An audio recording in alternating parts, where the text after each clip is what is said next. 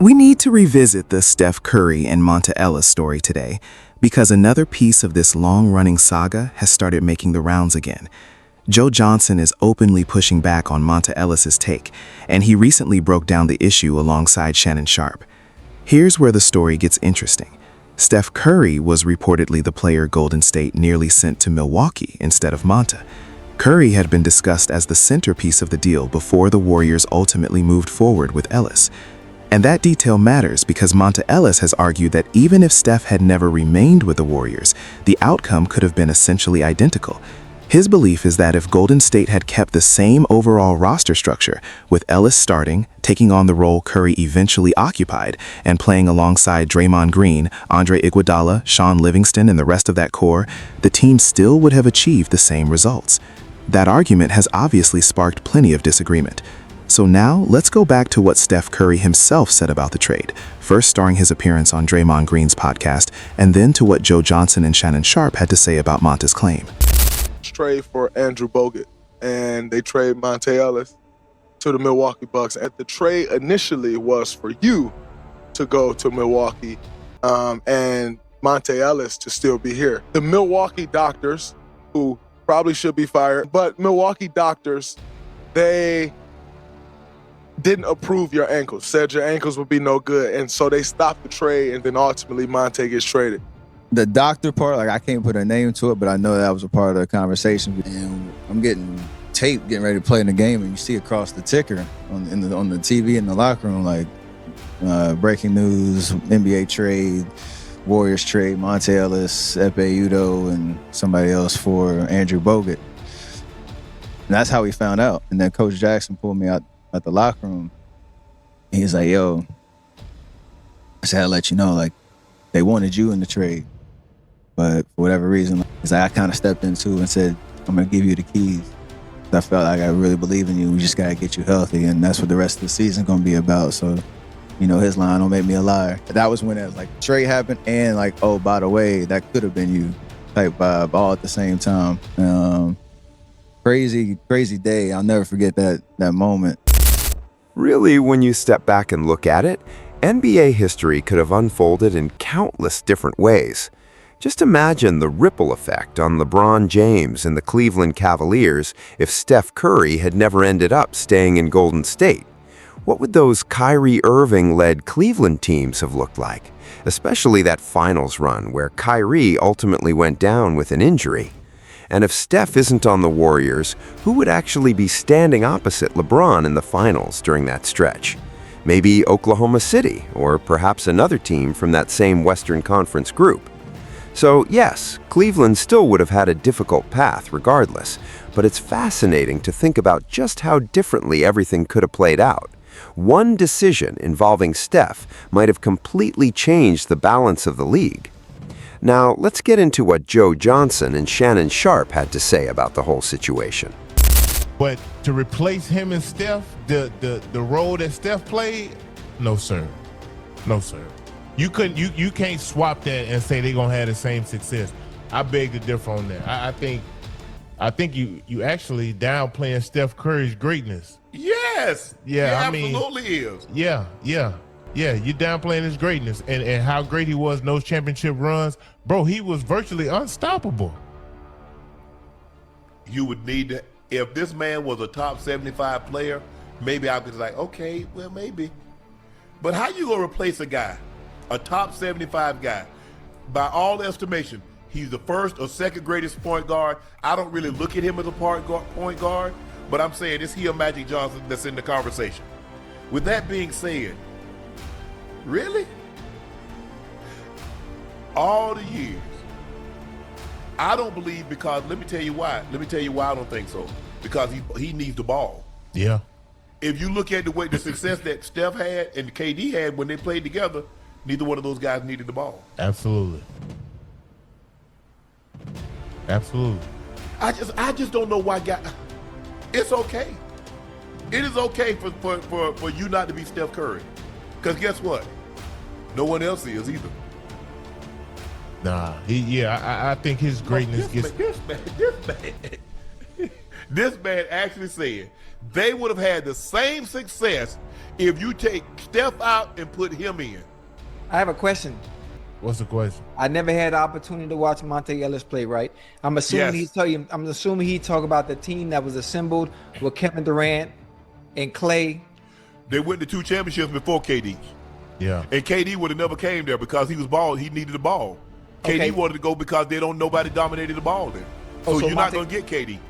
Monta Ellis was a point guard, I'm assuming, right? Yeah. More like a 2. A 2? Masquerading as a 2. Okay. A 2 masquerading as a point. Well, Steph is the greatest shooter of all time behind the arc. Yeah. How close? Because I never watched Monta Ellis play. Obviously, I didn't watch basketball back then. How close was Monta Ellis from the arc, or just efficiently from the 3? He was a downhill, get to the bucket kind of guy. You couldn't keep him out the paint, Ocho. Like he was athletic. Yeah. And he played fearless. Like as far as getting ISO, getting by his man, getting a bucket, he was hell to stop. So he was Russell Westbrook. Yeah. Similar. Right. He played with that type of force. He could shoot now. Yeah. He could shoot, but he wasn't no damn 3-point shooter like that. Like mid-range, he was a mid-range assassin. Yeah. And Steph, not only was he a great 3-point shooter, but you talking about 2, 3, 4 steps behind the damn 3-point line. Man, you had to guard this man come across half court, bro. Half court, yeah. So that extends your defense, which allows guys like Steph Curry, if he runs a lot of pick and rolls, to be able to operate in so much space. Man, no. What? Maybe if Dame Lillard had said something like that. That's like, okay. Because he can shoot the ball, he can handle the ball, he can catch and shoot. Now, there's a reason I wanted to bring up that final point. I've seen this argument making the rounds lately, and I actually heard Jeff Teague make a similar point on his podcast. Here's how I look at it. If Damian Lillard had wound up with the Warriors instead of Steph Curry, there probably would have been some serious excitement early on, especially because of his Bay Area connections, and there's a good chance he would have played extremely well from the beginning. But I think it's much more difficult to argue that the same chemistry would have formed between him, Klay Thompson, Draymond Green, and everyone else in that group in a way that eventually creates a legitimate championship culture. Whenever somebody says you could simply replace Steph with another player and somehow produce the exact same level of success, or even suggest that it was a realistic possibility, I just don't see it that way. And here's the biggest reason. Kevin Durant wanted to join a team that was already built around a player like Steph, because Steph isn't your typical point guard who has to dominate the ball on every possession. Remove that element, and I don't believe you get those same championship seasons, because the entire offensive system changes. Dame, even though people can point to stretches where he has played more away from the ball, still needs the basketball in his hands much more than Steph generally does. Honestly, it isn't even particularly close, and that difference by itself would have changed the way the entire roster functioned. Then there's Monta Ellis. There's no denying that Monta was a talented downhill scorer and an incredibly athletic guard. When I watch him on tape, he always looked more like someone around 6'1" or 6'2" to me, even though his official listing had him at 6'3". Either way, there was no question about his explosiveness, but I wouldn't really compare his style to Stephon Marbury. Marbury was a legitimate floor general who could control an offense, break down defenders, and create opportunities for teammates at a very high level, even though later in his career, especially during his Phoenix days, he became more inclined to look for his own shot. That wasn't really what Monta's game was built around. And I wouldn't put Monta in the same category as Russell Westbrook either. You can make a loose comparison because both could attack the basket aggressively, but Westbrook was operating with another level of raw power and explosiveness, especially during his prime, when he could pressure the defense relentlessly for an entire 48 minutes. Monta was different. He had a smooth mid-range jumper, could use his spin move to get around defenders, and had the quickness to get himself into the paint.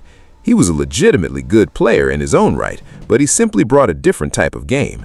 And like I mentioned in yesterday's video, when a player becomes the centerpiece of a rebuild, essentially becoming the player the organization decides to move, it's difficult to seriously argue that keeping him would have completely changed the future. This is one of those situations where we already have the benefit of hindsight.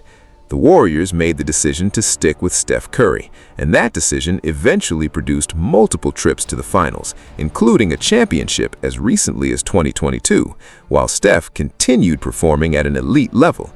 Monta, meanwhile, dealt with injuries throughout his career, and although his career certainly didn't stop there, he went on to provide solid scoring in Dallas and later spent some time in Milwaukee. He never developed into the level of player Steph ultimately became. Steph went far beyond expectations people had for him and created an era that was uniquely his own, much like LeBron James did throughout the 2010s and continued doing into the 2020s. For a significant stretch of that period, the league really did revolve around Steph and LeBron sharing the spotlight. LeBron had, of course, already been one of the defining figures of the 2000s, alongside Kobe Bryant. But once we got into roughly 2014 and 2015, the next major chapter of the NBA was largely defined by LeBron and Steph going head-to-head. And there's another detail that shouldn't be overlooked.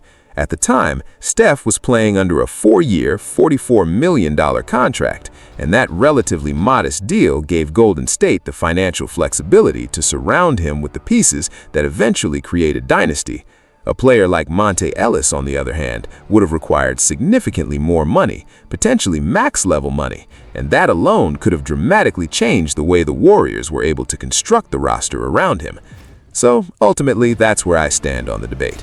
Let me know what you think in the comments below, and if you enjoyed the video, make sure you like, share, and subscribe. I'll catch you in the next one.